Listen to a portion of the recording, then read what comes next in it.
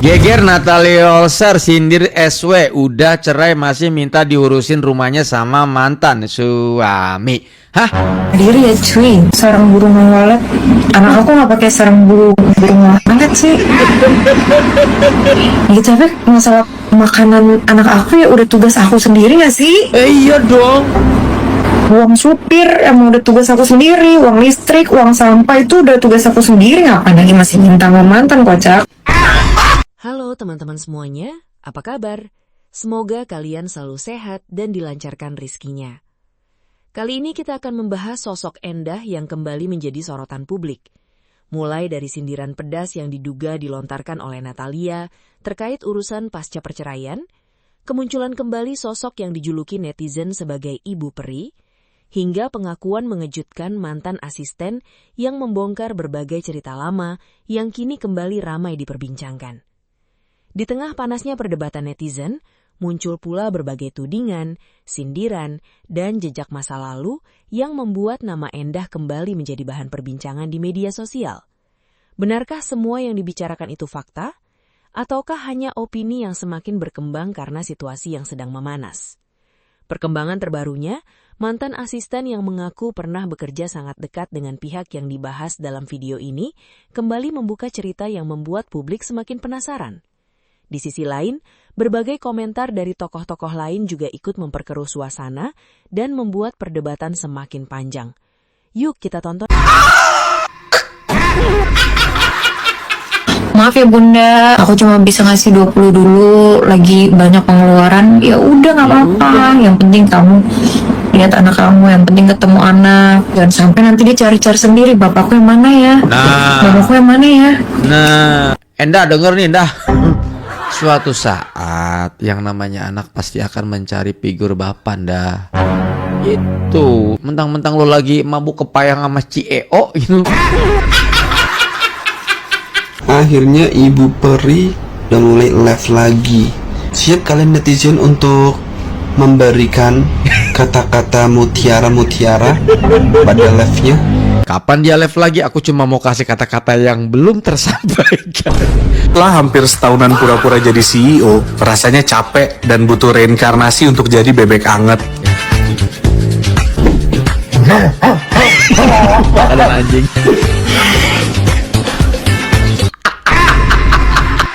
Dapat salam dari teman kau, Temannya? Zaman kuliah dulu. Tuh. Salam katanya, ya kan? Masih ingat gue enggak katanya? Orang yang selalu kau pinjam ijazahnya untuk kau kasih lihat orang tua kau. Padahal kau di sana itu tuh ya niatnya kuliah nih dari Indonesia ini. Tapi ke sana tuh kumpul ke bawa kau katanya sama orang Jepang. Oh Tuhan, Mabora juga kau di sana. Memang dia sekolahnya di Jepang, keren sih. Terus di sana suka Mabora. Waduh, kenal sama Sugiono dong.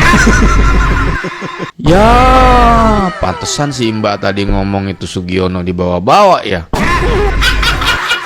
User sindir Pak CEO. Jadi ceritanya, Pak CEO kan baru aja dirujak netizen gara-gara jam mewahnya yang katanya palsu. Dan Om Deddy sendiri sepertinya notice hal ini. Di konten terbarunya, Om Ded terlihat candid memperlihatkan jam Rolex yang dia pakai. Walaupun dia candid, para netizen sebenarnya tahu kalau itu disengaja. Dan komentar pun langsung rame tuh, memperdebatkan jam tangan Om Ded ini asli atau bukan. Karena nggak ada yang bisa memastikan dengan pasti, ada salah satu orang yang DM Om Ded langsung. Bisa kok konfirmasi langsung karena langsung DM sama Om Deddy Kobusier dan dikirimin video jam tangan yang dia pakai. Jadi itu bukan Rolex tapi Relax guys. Iyalah, ini sengaja malah kalau kata gua. Emang bukan Rolex tapi mereknya Relax.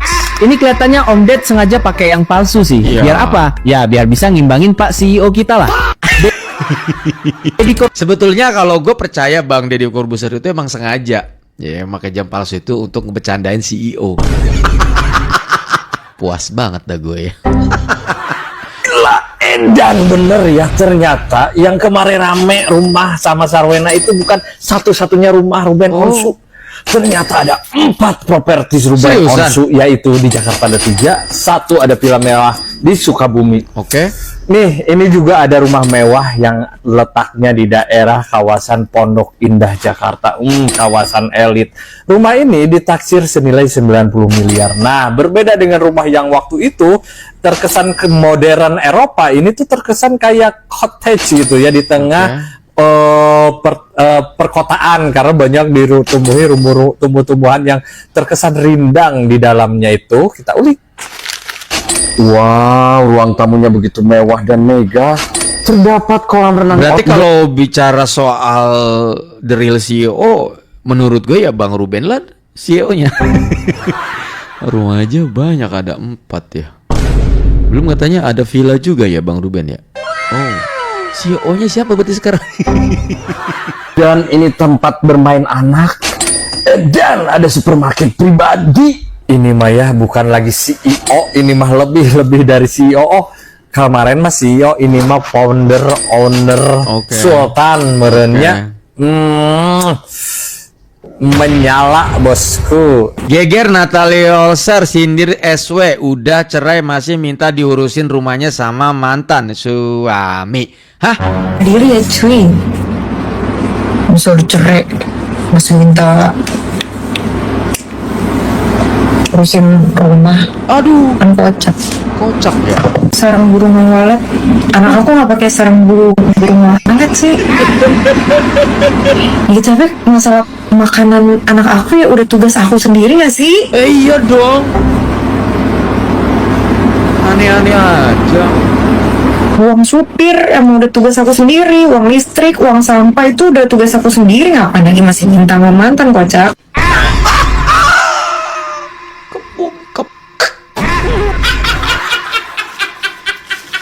Gue sebenarnya sekarang tuh lebih punten ya teman-teman ya, rada geli-geli gimana tuh sama pendukungnya si Endah tuh ya, ngomongnya pada pedes-pedes tau, barbar banget. Ih ampun gue mah. Nih tonton nih video dia nih, artis lah kalau kalian sama gue mah. Lu siapa sih? Ya gue bukan siapa-siapa gitu ya, si hitam si porong dan segala macamnya, dan bukan CEO juga gitu ya, gembel lah gue mah gitu. Nih artis nih nyentil tuh idola lu. Mantan bagian apa? Ya bagian nafkahin anak lah. Iya, anaknya cukup lah. 25 juta, kadang 20 dikasihnya. Tapi ya udah gitu, misalkan, maaf ya bunda, aku cuma bisa ngasih 20 dulu, lagi banyak pengeluaran. Ya udah nggak apa-apa. Yang penting kamu lihat anak kamu, yang penting ketemu anak, yang penting ada waktu buat anak. Udah gitu. Enak banget ya. Gitu kalau aku, karena dari pengalaman pribadiku. Jadi nggak geger ya. Sampai kehilangan figur bapak, begitu aja. Jangan sampai nanti dia cari-cari sendiri, bapakku yang mana ya? Bapakku yang mana ya? Endah denger nih Endah. Suatu saat yang namanya anak pasti akan mencari figur bapak dah. Itu Natali lebih ngerti. Lu gimana sih? Mentang-mentang lu lagi mabuk kepayang sama CEO gitu. Kenapa aku bersyukur, karena aku emang pengen punya anak dari dulu gitu. Pas nikah langsung pengen punya anak, dikasih lah sama Allah. Ya bersyukur juga, karena bukan anak aku doang, anaknya mantan suamiku juga, kan hasil karya kita berdua aja. Ya nggak? Dia kipas angin sama cicak nungging aja. Kipas angin yang udah itu udah. Kayak kalau gaya cicak nungging sih gue masih paham lah ya, kita sama-sama dewasa ya kan. Maaf yang di bawah 17 minggir dulu ya. Yang jadi pertanyaan gue, gaya kipas angin ini apa? Aduh, mana pendukung si Enda, tolong kumpul coba sini. Tuh Mama Rempong tuh. Bukan Ma Rempong dong panggilannya. Ma Pungut mana? Kesel gue sama dia tuh. Manggil anak pungut nggak tahu diri. Gue gigit nih mic nih. Izin. Helikopter udah. Cicak nungging tuh kan, cicak nungging. Cicak nungging gue masih paham dari tadi, yang hubungannya maaf izin. Yang nungging gue masih ngerti. Kipas angin, helikopter ini gimana? Dia lempar ke atas gitu. Walaupun ada drama-drama, kenapa aku kabur-kaburan, kenapa? Ternyata aku hamil. Itu namanya baby face. Supirnya juga kerjanya di gua, masa supir juga dia yang bayar, kocak. Ada aja lu pada ya. Uang sampah juga aku yang bayar kok. Lucu ya situ ya. Listrik kenapa harus bagi dua, kan sekarang yang nempatin juga udah mantan gak sih, ngapain juga bayar listrik, kocak. Uang pangkal itu ada 150, 175 kalau nggak salah, lupa aku. Itu uang pangkal kali ditanggung gini. Adekku nggak ditanggung, adek aku yang nanggung sendiri. Selagi bapaknya masih ada, ya itu bapak kamu. Figurnya kan masih ada, jadi aku minta tolong gitu. Pas perceraian tuh, kalau kamu mau ketemu sama Azam, ketemu. Justru aku seneng. Malah aku suka paksa-paksa, ayo kapan ketemu Azam, waktunya kapan gitu. Kamu di mana? Mau Azam samperin apa gimana gitu. Jadi biar nggak lupa sama sosok figur ayahnya. Gitu. Kalau masalah uang nggak usah di ini deh guys, maksudnya nggak usah terlalu di menggebu-gebu. Mbak Natali, coba sih ngomongnya disebutin tuh isi itu tuh. Sosok nggak butuh, uang sampah aja dihitung. Aman gak sih guys? Oke lanjut. Kalau ibunya juga bisa gitu, kita sama-sama lah. Cari babysitter, udah tau anaknya di gua. Iya. Supirnya juga kerjanya di gua, masa supir juga dia yang bayar, kocak. Kocak lu. Supir, babysitter aku yang bayar, masa dia juga yang bayar, kan kocak. Berarti si Indah itu kocak ya Mbak ya?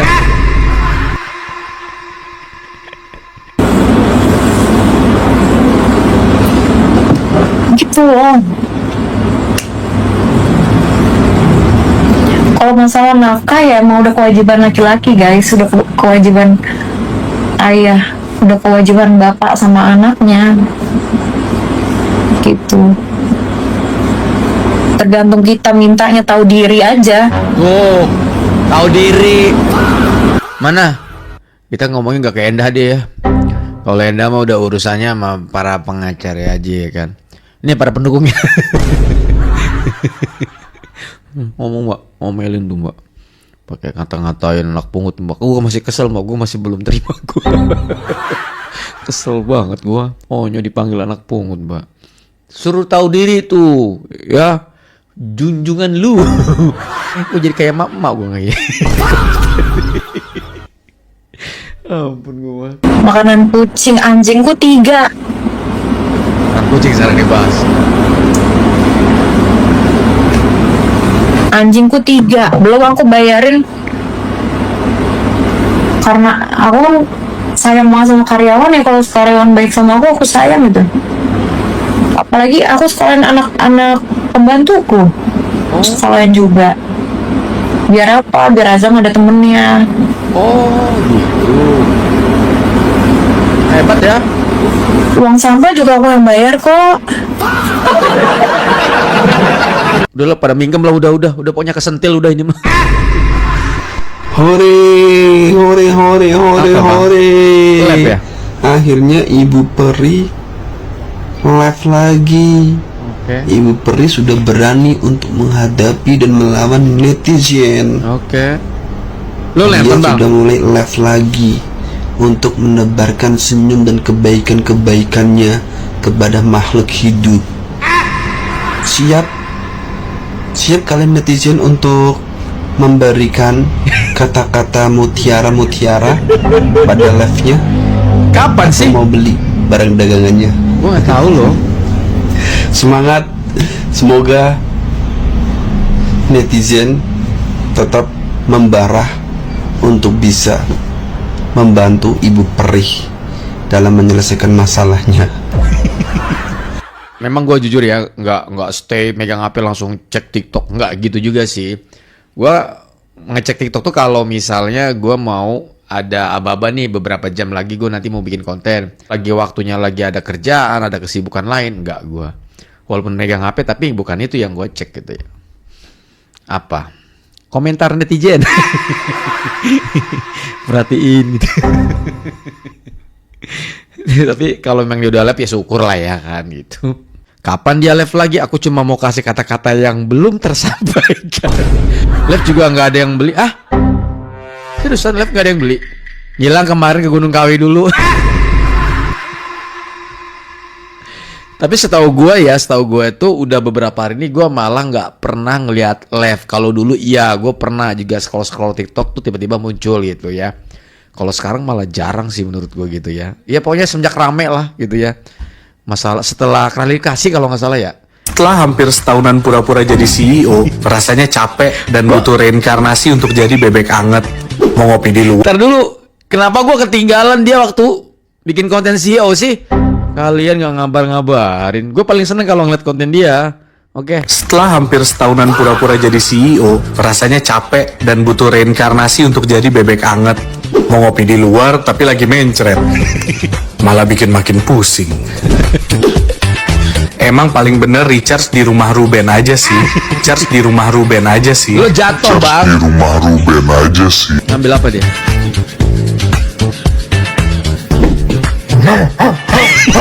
Kalian anjing.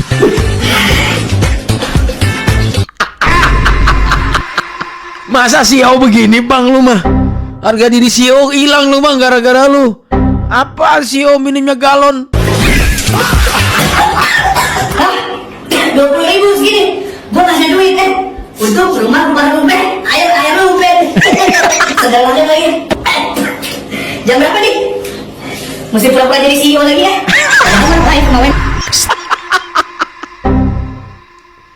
Kacau, gue ketinggalan video dia cuy. Mau live di rumah Ruben lagi lah. Apa yang mau 1 bagi 2 juga boleh. Iya sama berdua lah. Enggak. Gimana maksudnya? Apa yang mau 1 bagi 2 juga boleh. Iya sama berdua lah.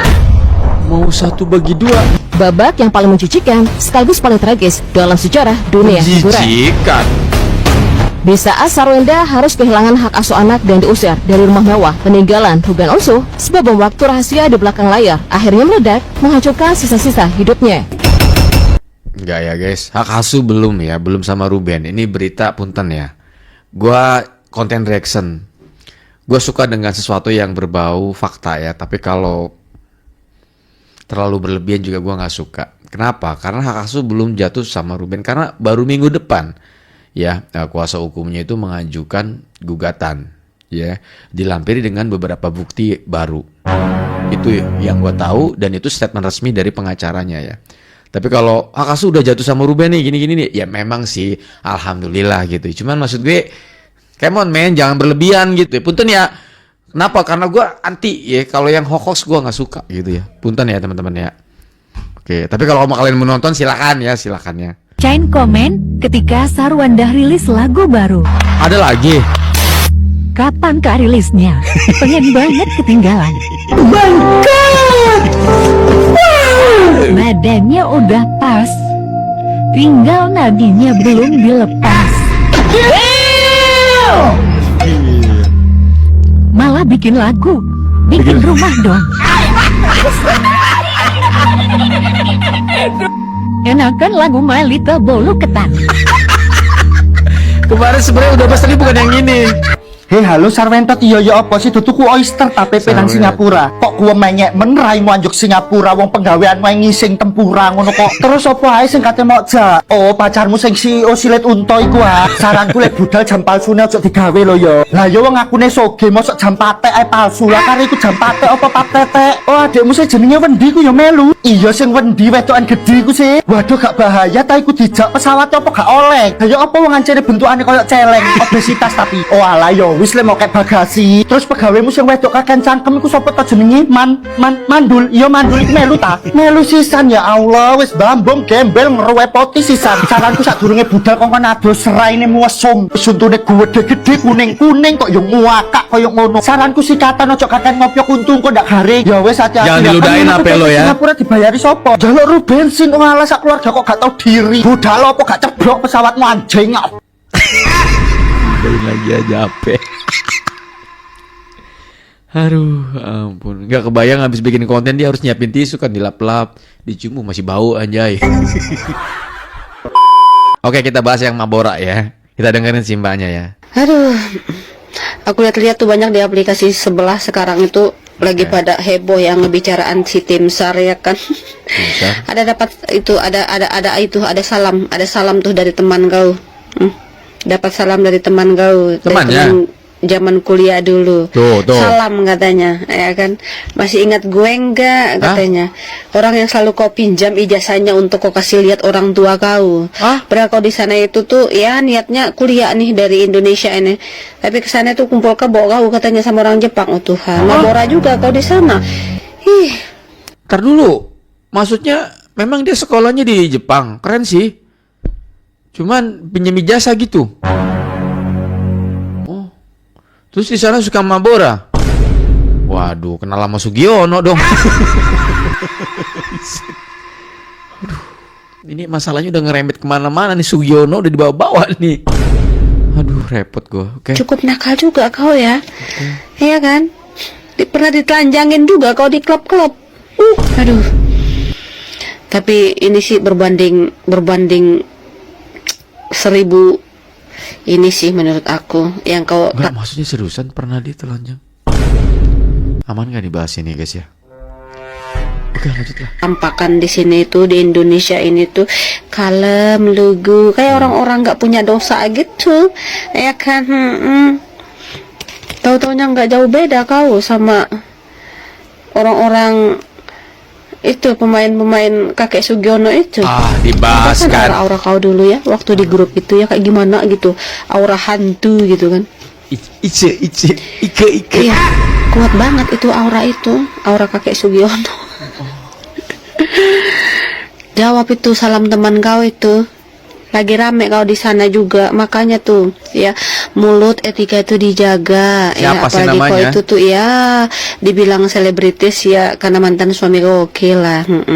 Bisa dibilang itu, tapi aku nggak mengakuinya ya karena kau ya nggak punya talent juga untuk dibilang kau adalah seorang artis atau selebritis. Nggak ada, kau kan cuman numpang aja ya kan. Pansos kemarin tuh katanya sih jangankan laki-laki ya kalau nggak berguna dia buang. Gue aja temannya nih setelah nggak berguna dibuang sama si Tim SAR itu. Kok bisa gitu? Aduh, lagi ramai kau dibicarakan di sana. Aplikasi apa Terus sih? di sini kau sok-sok gitu ngata-ngatain mantan suami apalah bikin netizen geram Nah, yang tadinya orang nggak tahu siapa kau di masa lalu pada tahu semuanya. Makin sak. Nggak, jujur teman yang dimaksud ya sama si Mbak ini, jujur gue dari tadi nyari gitu. Bahkan gue sempat dicek di komentarnya juga ya di sini. Oke, akhirnya ada tulisan biru. Coba gue penasaran. Jejak digital Neng Enda makin dikorek, branding Ibu Peri ternyata salah kaprah. Oke. Baru melihat berita ini, konon katanya jejak digital Sarwenda makin dikorek, berbanding terbalik dengan yang dikatakan Ibu Peri ternyata salah kaprah. Ikut ada seseorang yang mengatakan dia ketika dulu kuliah di luar negeri. Kukira cupu, ternyata suhu. Oh ini ya gua ketinggalan ya. Ini cuitan temennya waktu di sana. Ya, pantesan si Mbak tadi ngomong itu Sugiono dibawa-bawa ya. Kuliah suka dugem, merokok, kumpul kebo dengan orang Jepang. Ini konon katanya. Saya hanya mengambil berita yang sudah ada di TikTok dan saya ingin berdiskusi dengan kalian. Apakah berita ini nyata atau hanya hoax? Jika nyata, ya sekarang terbukti sih sudah bercerai dan tidak bisa dimanfaatkan kembali. Judul di sini gue kira cupu ternyata suhu. Kenal Sugiono dong kayak gitu. Buat encim-encim Oke. yang katanya anaknya CEO beneran, ya deh. CEO beneran yang mempunyai 234 perusahaan, ya kan? Perusahaan itu yang ada di Sarang Janah, ya kan? Yang bisnisnya adalah jual beli BH, kancut, mie, segala macam lah pokoknya lah. Iya Ci. Ya maaf ya Ci. Memang. Oh, emaknya ngamuk, emaknya si EO. Kayaknya dilabrak nih Mbak Tessa nih sama emaknya si EO. Ya udahlah Mbak, minta maaf aja. Ya, oke. Jam tangannya Pak asli, bener asli. Udah saya bilang asli aja saya. Bilang marah luncurnya saya. Ya asli Ci, asli. Yaudah Ci, suruh anak CEO-nya angkat kaki dari rumah itu, rumah sengketa. Rumah sengketa antara husband dan ex-husband, ya. Angkat. Kan bisa tuh numpang di rumah siapa tuh? Siapa ikan pesut? Siapa tuh? Adeknya tuh ikan pesut ya? Kan ikan pesut tuh punya apartemen katanya 100 tuh. Numpang di situ aja, Ci, ya. Apartemen 100. Kalau mau pansos, Ci, jangan di sini ya, jangan di sini. Ntar kena lo. Apalagi kemarin anaknya Enci yang CEO yang kasih makan dengan perusahaan BH, celana kancut segala macam itu. Masa anaknya orang mau makan mie aja pesan sama dia. Oh. Makan mie pesan sama dia, dengerin ntar bapaknya marah-marah, bapaknya mau ngadu-ngaduin lu Pade lo. Encik jangan ikut-ikutan ya. Oh ya Cim, maaf Cim ya, maaf ya Cim. Ya. Anaknya CEO, benar CEO cai. Jangan fitnah lo, CEO beneran. Iya, udah ya, clear. Udah beres. Kalau pansos nanti Cim, udah pindah ke rumah ikan pesut, baru pansos. Jangan sekarang. Kalau sekarang kan diusir lo. Itu aja kemarin kopi aja sampai kopinya malu gara-gara anak Enci CEO ambil kopi dari kulkasnya orang, ya kan? Harusnya Enci negur anaknya Enci, jangan marah-marah sama kita kan cuma melihat-lihat apa yang kejadian nyata, kita omongin, tapi kita sekarang nggak mau ngomongin lagi deh. Bener anak Enci CEO, bener. Jam tangannya asli, bener. Iya, udah. Bener aja say, yuk, bener. Iya, daripada kita nanti ribut-ribut ya kan, udah. Jam tangan, bener, nggak ada yang palsu, nggak bener. Terus itu CEO bener, iya CEO 2000 PT, udah daripada emaknya ngamuk, kita juga jadi nggak enak. Udahan yuk. Oke, canda ya guys ya. Oke, next. Pesugihan yang dilakukan sekarang jarang lagi daur ulang atau jarang dipertajam. Bawa dupa lu, bawa sesajen lu, bawa kepala-kepala bebong-bebongnya itu segera lakukan lagi biar lu tidak jatuh-jatuh banget ya. Oh ya, jangan lupa CEO juga udah kena tuh. Bagus, pesugihan. Ya Allah, sampai segitunya loh, sampai segitunya nurut ke dia, sampai segitunya jeger. Dan sekarang karena kamu nggak melakukan retouch, nggak melakukan pengulangan, marah lah itu di sana sekarang kan. Ayo cepat buruan, ntar gue jagain nih Gunung Kawi. Jari wong Indramayu mah jarine gak mau kan kau wong Yupang beli. Cari aman. Misalnya kita nana perjanjian, kia lamun ora dituruti perjanjiannya, ngamuk dengan. Iya, aman gua. Habis kau hina-hina mantan suamimu kan, akhirnya kan keluar semua kan cacat-cacat dalam hidupmu ya kan. Segala teman dulu, teman sekolahmu ya kan. Ya. Semua yang pernah dulu kenal kamu itu keluar semua ya dari dari sarangnya gitu ya, dan mengeluarkan statement-statement yang bikin kita melongo-longo, bikin kita kaget ya. Ternyata ya wanita sederhana yang dibalut dengan kesederhanaan tidak sesederhana yang kita pikirkan gitu ya. Jadi kadang-kadang begitu ya kan ya, bongkar aib gitu ya, satu gitu, tahu-tahu 100 aibnya yang terbongkar. Guys, kalian sudah lihat jejak backpacker nggak di YT? Oke. Kayak kenal gitu ya ceritanya itu ya kan. Suaminya dijadikan tumbal, ada fotonya ya, fotonya di gunung itu. Terus ada juga fotonya di ruangan khusus gitu. Dan plot twistnya ya, yang pengusaha itu juga ada katanya fotonya juga. Yang paling membagongkan itu ya, semua katanya kan tukang kerja, baby sister, supir katanya tahu-tahu minta izin pulang terus sakit, terus meninggoy gitu. Saya lihat kayak mirip-mirip kayak kisahnya siapa gitu ya, kayak sangat dekat gitu ya, yang terjadi di kota-kota besar ini ya. Kira-kira siapa ya guys ya? Terus katanya itu semakin banyak semakin banyak tumbal gitu kan, semakin banyak dia keguguran gitu, hartanya, uang yang dia dapatkan semakin banyak gitu, terus kaya raya gitu ya. Lupa aku hilang ingatan, aku amnesia ya. Oke, gue penasaran sama jejak backpacker ya. Kita akan mulai coba dari part pertama. Selesai itu sekitar 2011 aku ikut dia tuh. 2011 ikut dia selang 4 bulanan lah, berjalan biasa. Jejak backpacker berangkat berempat, aku supir dia dan supirnya ke Gunung Kawi. Oh. Berjalan biasa. Terus aku dibawa tuh keluar kota sama dia. Di sini nih, aku baru tahu ternyata dia itu melakukan pesugihan. Oke. Iya, melakukan pesugihan, pergi ke Gunung Kawi. Jadi kita berangkat tuh berempat. Si artis, supir, dia sama ibunya. Oh, dia bawa orang tuanya? Ibunya. Oke. Ibunya. Nah, sampai di sana kan aku di penginapan ya, di penginapan. Terus kata dia, kamu ikut aja. Jadi ibunya sama sopir itu nggak ikut. Kan di dalam Gunung Kawi itu kayak ada kayak banyak pendopo tuh, kayak di keraton-keraton gitu kan, kayak ada pendopo pisah gitu. Terus ada kayak sumur gitu kan di situ. Nah di situ tuh dia ada beberapa ritual, tapi aku hanya tunggu di depan.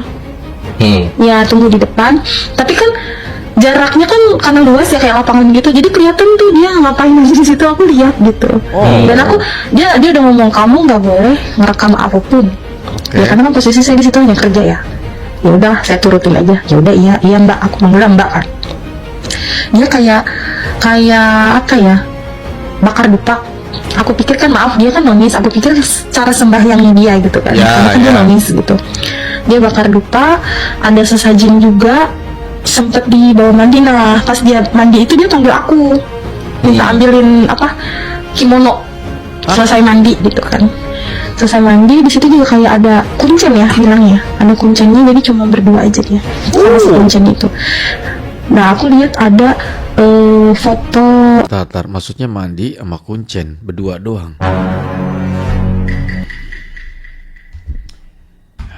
Mudah-mudahan kuncennya bukan Sugiono ya, izin ya. Laki-laki, artis juga. Di mana? Di situ di tempat sajennya. Isi. Ya, dan itu terkenal artis itu, laki-laki ya. Nah di tempat sajen lain tuh ternyata ada foto artis juga, terkenal juga tapi cewek. Banyak juga berarti ya? Banyak. Aku baru tahu tuh di situ. Cuman kan apa yang aku lihat di situ udah dikunci di otak aja gitu. Maksudnya kata dia nggak usah cerita kemana-mana ya. Aku udah percaya sama kamu, dia bilang. Ya udah, oke. Aku lihat. Tapi yang aku lihat di tempat sajennya dia ada satu foto laki-laki, artis juga. Tapi dia lebih terkenal. Lebih terkenal. Aku mikirnya gini, apa dia mau ngedeketin laki-laki ini biar dongkrak nama gitu kan? Karena kan namanya dunia entertain itu nggak ada semua yang real. Semua tipu-tipu. Tipu-tipu dalam bisa gimana tuh? Jadi gini, pacaran nih sama dia biar dongkrak popularitas gitu.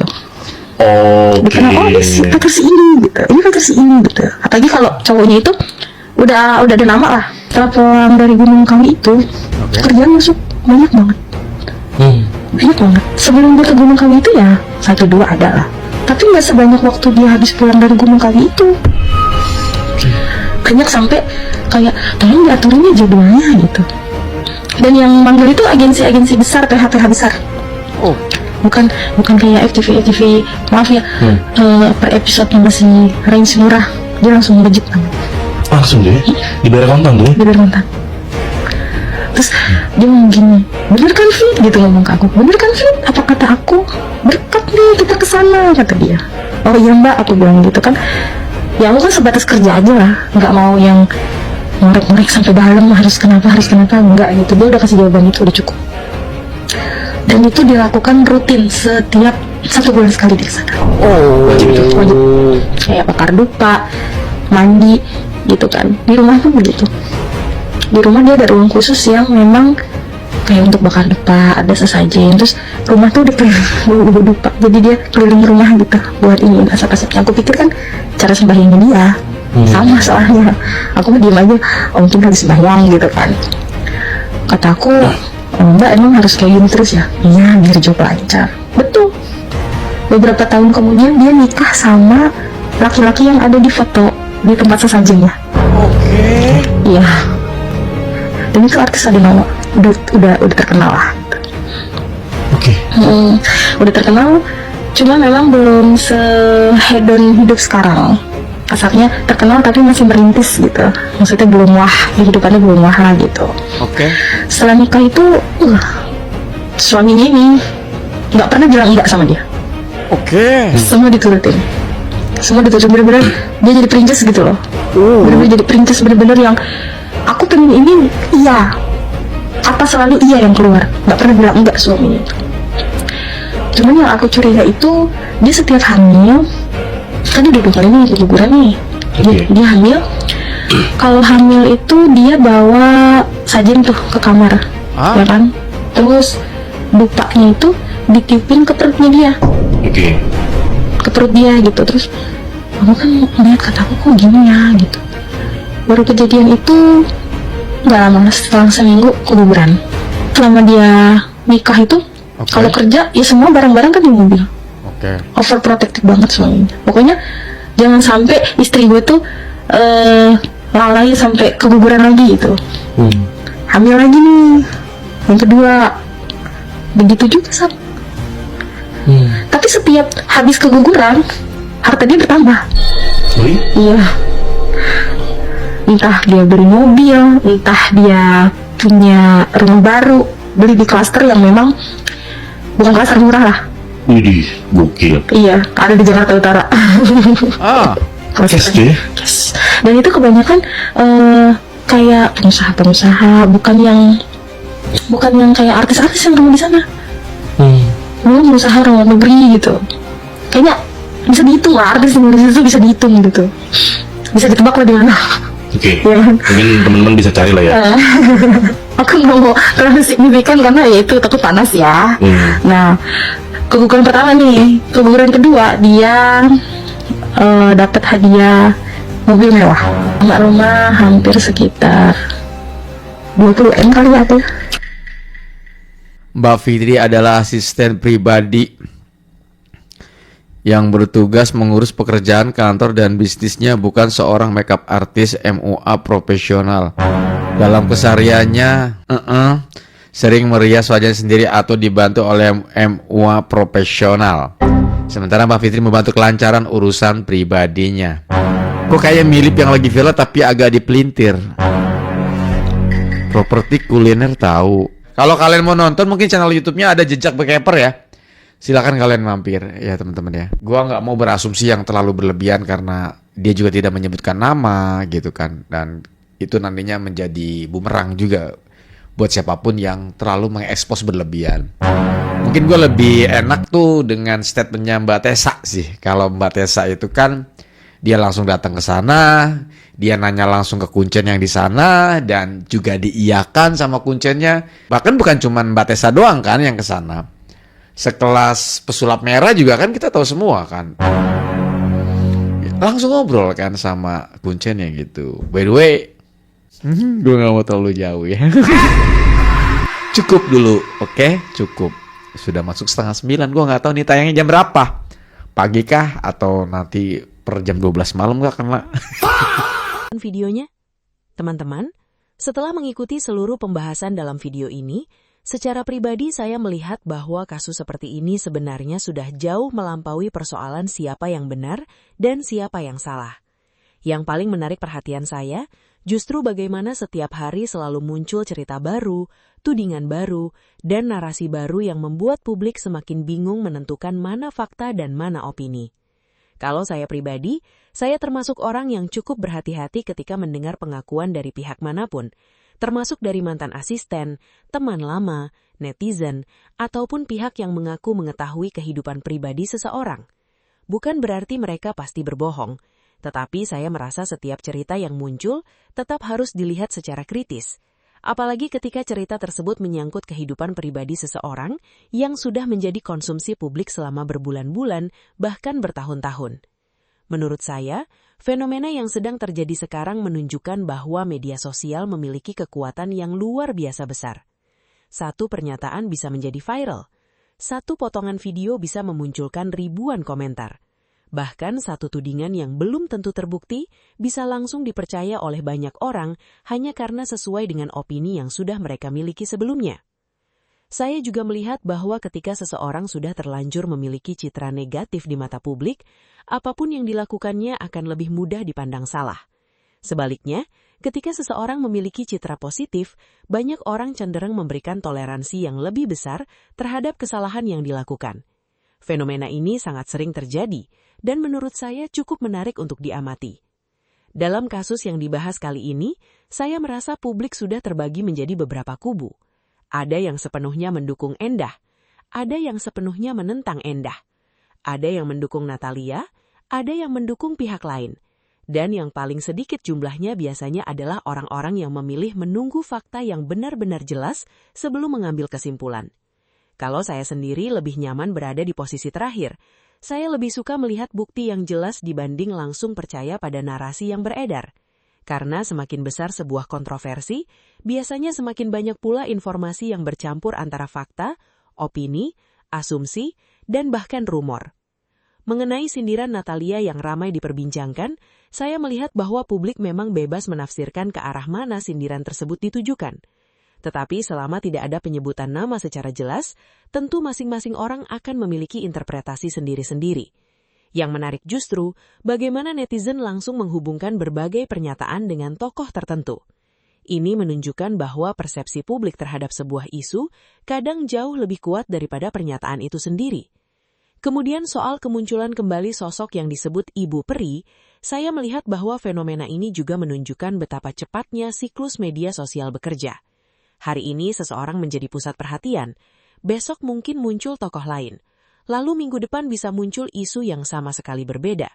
Karena itu, saya pribadi selalu berusaha untuk tidak terlalu cepat mengambil kesimpulan berdasarkan situasi yang sedang viral pada saat tertentu. Bagian yang paling menarik perhatian saya justru ketika muncul berbagai klaim dari orang-orang yang mengaku pernah mengenal tokoh yang sedang dibahas. Di satu sisi, cerita seperti ini memang membuat publik penasaran. Namun di sisi lain, saya merasa kita juga perlu mengingat bahwa setiap orang memiliki versinya masing-masing terhadap sebuah peristiwa. Kadang-kadang dua orang yang mengalami kejadian yang sama pun bisa memiliki cerita yang sangat berbeda ketika menceritakannya kembali. Karena itulah, saya merasa penting bagi kita untuk tetap menggunakan logika dan akal sehat ketika mengikuti perkembangan sebuah kasus. Jangan sampai kita terlalu larut dalam emosi, sehingga akhirnya mempercayai semua hal tanpa melakukan penyaringan terlebih dahulu. Selain itu, saya juga merasa bahwa ada satu hal yang sering terlupakan ketika sebuah konflik menjadi konsumsi publik, yaitu dampaknya bagi orang-orang di sekitar pihak yang sedang berseteru. Kadang-kadang bukan hanya tokoh utamanya yang terkena dampak, tetapi juga keluarga, kerabat, bahkan anak-anak yang sebenarnya tidak ikut terlibat dalam konflik. Menurut saya, bagian itu justru yang paling perlu diperhatikan, karena bagaimanapun juga, media sosial seringkali bergerak sangat cepat, sementara dampak psikologis yang ditinggalkan bisa berlangsung jauh lebih lama. Oleh sebab itu, saya berharap semua pihak yang terlibat bisa menyelesaikan persoalan mereka dengan cara yang terbaik, tanpa harus terus-menerus memperpanjang konflik yang ada. Saya juga melihat bahwa publik saat ini semakin cerdas dalam menilai sebuah informasi. Banyak orang yang tidak lagi langsung percaya pada satu sumber saja. Mereka mulai membandingkan berbagai informasi dari berbagai pihak sebelum membentuk pendapat. Menurut saya, ini perkembangan yang positif, karena membuat diskusi menjadi lebih sehat. Pada akhirnya, apakah berbagai tudingan yang beredar itu benar atau tidak, biarlah waktu dan fakta yang menjawab. Saya pribadi tidak ingin terburu-buru memvonis siapapun. Yang jelas, kontroversi ini masih terus berkembang, dan kemungkinan besar masih akan muncul berbagai cerita baru dalam beberapa waktu ke depan. Karena itu, saya memilih untuk mengikuti perkembangannya dengan kepala dingin, mendengarkan semua pihak, memperhatikan bukti yang ada, lalu membentuk kesimpulan secara perlahan. Menurut saya, cara seperti itu jauh lebih adil dibanding langsung memihak hanya karena terpengaruh emosi atau viralnya sebuah narasi. Bagaimanapun juga, di balik semua drama yang sedang terjadi, kita sebagai penonton tetap perlu menjaga objektivitas dan tidak mudah terprovokasi oleh informasi yang belum jelas kebenarannya. Itulah pandangan pribadi saya mengenai seluruh pembahasan dalam video kali ini. Kalau menurut kalian bagaimana? Apakah kalian memiliki pandangan yang sama atau justru berbeda? Tulis pendapat kalian di kolom komentar, tetapi tetap jaga etika berdiskusi dan saling menghormati satu sama lain. Terima kasih sudah menonton sampai akhir. Jangan lupa like, komen, subscribe, dan nyalakan lonceng notifikasinya agar tidak ketinggalan update video-video terbaru. Sampai jumpa di video berikutnya.